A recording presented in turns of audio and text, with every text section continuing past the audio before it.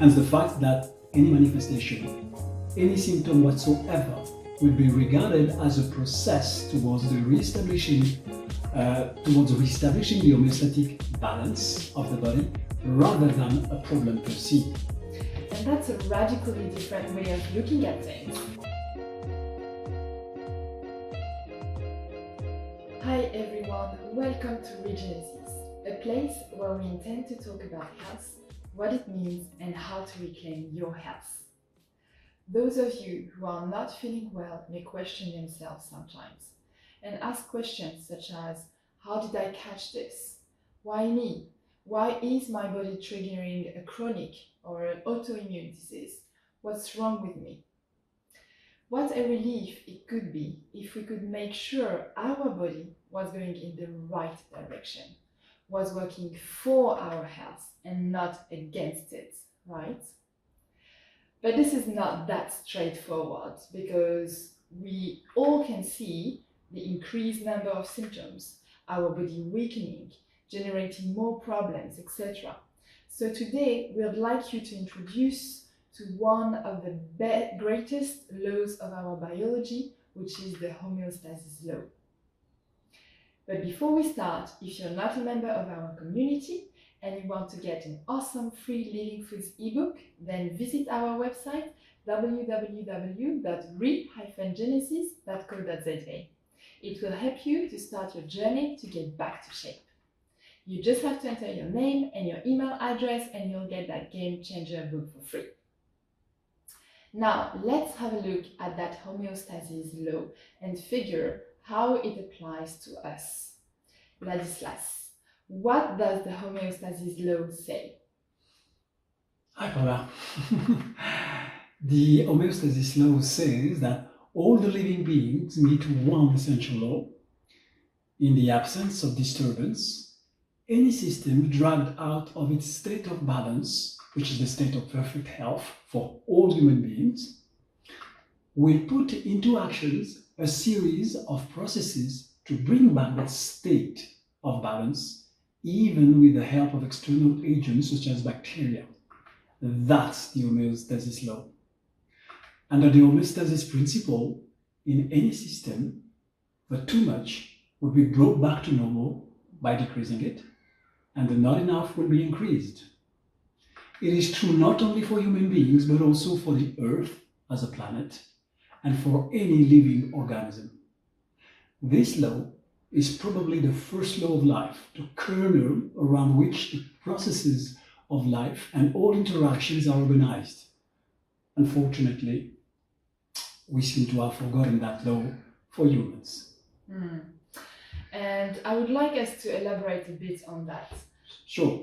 So, at the scale of our human bodies, homeostasis can be translated in the following way. All the processes acting in our body, be it by the action of internal agents, such as organs or glands, for instance, or external agents, such as bacteria, viruses, microorganisms, etc., have only one purpose: to bring back the homeostatic balance of the body. In other words, full health. And there is no exception to this rule. Yes. Hence the fact that any manifestation, any symptom whatsoever, will be regarded as a process towards reestablishing the homeostatic balance of the body rather than a problem per se. And that's a radically different way of looking at things. We have two different approaches here. The natural hygiene approach and the conventional medicine approach. In the latter, external agents assault the body, and the body requires from us that we respond to destroy or remove those agents to keep the body in health. Natural hygiene's angle is opposite. The action of those external agents solely acts towards our health, to bring back that sought-after balance, which means perfect health for our body. The various processes happening in our body are always directed to bring homeostasis back. In other words, health back in our body. If you think of it for a minute, when does a specific population of animals multiply in excessive numbers in the wild? when there is a substantial surge of food generated by an imbalance in the food chain. Well, it's exactly the same for human beings. A population of yeast or funguses, such as Candida albicans, will be mushrooming in the intestines only if there is food for them and job to do, so to speak. Indeed, in this occurrence, the job is the consumption of indigested sugars, such as starch and cereals, on the surface of the intestines that prevents the normal process of absorption and generate inflammation. And that job, the consumption of those sugars, will serve only one purpose: the reducing of those residues. When the job is done, that population will come back to a normal size. Unless we keep feeding it every day through food habits opposite to those for which we've been created. The state of balance of our body is the state of perfect health. That state is disturbed through our lifestyle, and more specifically through our food diet. The lack of physical exercise, the lack of connection to nature, the lack of alternation between activity and rest, the bombardment of waste, what else? The endocrine disruptors, the metal poisoning, etc., etc. Homeostasis law says that if you leave your body to itself, if you leave it in peace without giving it substances, but with removing the disturbances, your body by itself will come back to a state of balance. It has per se that spark of life to bring back the balance of life. And to get back to that stage of balance, it will go through different regulatory processes that may manifest, for instance, through diarrhea, pimples, fever, fatigue, etc. But we often think at that point that it doesn't work, that we're still not well. Yet, those manifestations are the processes our body go through to come back to a state of balance. And do you see why we're eating a snack?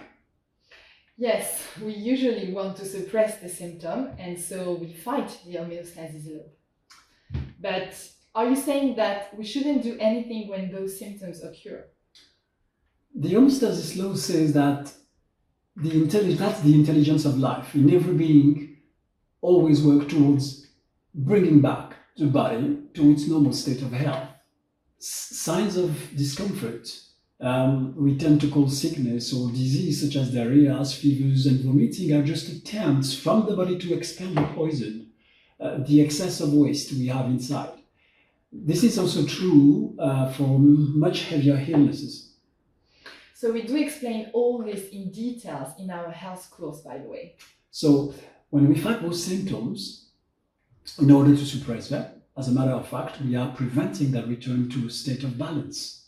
We should actually accompany the body in its attempt to flush toxemia instead of trying to stop this elimination crisis. We should react differently on heavier issues though, such as cardiovascular disease, degenerative disease, etc. But again, we definitely shouldn't try to stop them as they are symptoms and not the problem. Mm-hmm. So here we're talking about a different vision where those symptoms are the root to the state of balance, even though those signs are most of the time quite uncomfortable. Let's take an example to help you understand. When our body generates a state of fever, the increase in temperature helps it to melt some of the residues of acid crystals we have in our system and flush them through the kidneys and the skin. When we take pills to suppress the fever, we kill the process and the waste remains, causing the issue to remain. And if we keep doing this our whole life, our body at some point has no choice but to generate much heavier symptoms. So we should not intervene and should remain in rest while creating a bubble in which we'll have the less disturbances possible through healthy eating, less stress, less screen time, less cell phone, less pollution, etc. And by simply doing this, our body by itself and spontaneously will get back to a shape of balance. Mm-hmm. It's completely amazing, isn't it? And when you relate this to epigenetics, you start to fathom the incredible impact of our homeostasis. Mm. Please, can you say a few words on epigenetics and how you explain the connection with the homeostasis principle? I don't want to be too technical here, so I will keep it simple. Take your smartphone. You may have an iPhone with an iOS, or maybe a smart Samsung with an Android OS. That operating system is kind of the DNA of your smartphone. You didn't write it, but you can download apps on that phone, and thanks to those apps, you'll be able to have different features, different functions. That's epigenetics. Okay, so our OS is our DNA, and apps are going to kick in depending on our behavior, what we eat, whether we exercise or not, how we manage stress, if we find pleasure in what we do, and if we live in harmony in our personal and professional environment. These 5 elements all together combined are going to generate in the body some products that are going to go on our DNA and trigger the expression of some of our genes or inhibit them totally. And epigenetics try to figure how this entire thing works. So, in other words, you do have an impact on the way life unfolds in you. Your behavior has an impact. There is no fate on that matter. No matter the genetics you were born with. Takes 2 identical twins and have them to grow into different environments in terms of food, stress, work, etc. There we look totally different in weight, health, body mass, life expectancy, etc. Have them to grow together, and when adults put them into totally different environment, and again, they may grow very differently. But epigenetics goes even further. It says that there is a hereditary transmission of the nurtured. As in nature, this is nurture, right? For instance, stress, alcohol, addiction will be transmitted in a large part to your offshoot as a predisposition. Genes per se don't change. You still have a biological heredity, but what can change is the expression of those genes. Therefore, you don't only depend on your biology, and there should be no fatalistic approach about it. Your choices, your habits have an impact.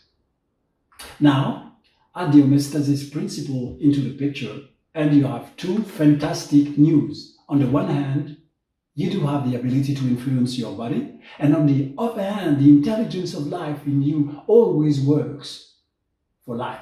Isn't it incredibly beautiful? So, no matter your state of health, do not doubt that what's going on in your body is always the intelligence of life at work to maintain you at the best state of health possible, considering your current environment, internal and external. And this is always true. I recommend you watch our video called What If I Told You That Illness Doesn't Exist? There is nothing wrong with you per se. The life in you is pulling you to life, nowhere else, ever. That's the beauty of the homeostasis law. So let's summarize.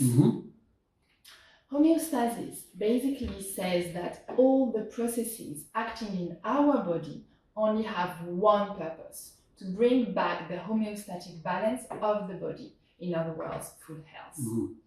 And in the absence of disturbance, any system that is out of its states of balance will naturally go back to that state of balance. Therefore, the intelligence of life always at work within us, is constantly acting to maintain the best state of health possible, considering the internal and external environments we've chosen to evolve in. We call it the terrain. We have a word for the manifestations of that intelligence of life in action within us. We call it sickness or disease, and we systematically tend to try to stop it.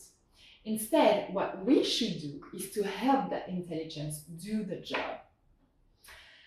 So, if you've enjoyed this video, give us a thumbs up, and if you know someone for whom the understanding of these notions could help improve their health, please share this video with them.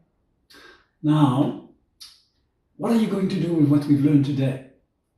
What I would like you to do now is to look at your condition, your health issues, in the light of the Homeostasis Law. Please share with us in the comments below this video how you feel about it now. And remember, you can follow the link to our website below this video to download our free Living Foods ebook. It will help you start your journey to get back to shape. And that way you will also be the first ones to know when our health programs will be ready. Take good care of yourself. See you soon. Bye-bye.